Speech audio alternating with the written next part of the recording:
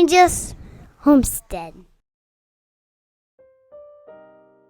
Sons and Daughters of God, a devotional by Ellen G. White. Sense of God's presence banishes fear, July 9th.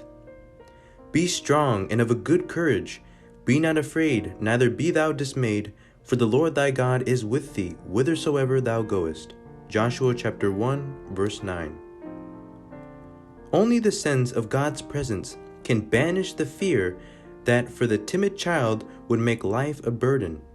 Let him fix in his memory the promise, the angel of the Lord encampeth round about them that fear him, and delivereth them.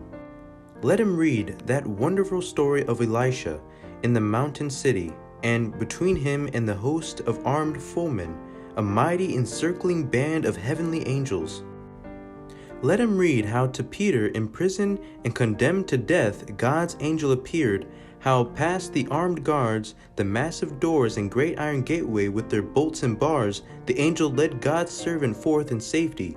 Let him read of that scene on the sea, when to the tempest-tossed soldiers and the seamen, worn with labor and watching and long fasting, Paul the prisoner, on his way to trial and execution, spoke those grand words of courage and hope.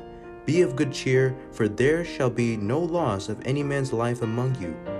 For there stood by me this night the angel of God, whose I am and whom I serve, saying, Fear not, Paul, thou must be brought before Caesar, and lo, God hath given thee all them that sail with thee. In the faith of this promise, Paul assured his companions, There shall not a hair fall from the head of any of you. So it came to pass. Because there was in that ship one man through whom God could work, the whole shipload of heathen soldiers and sailors was preserved.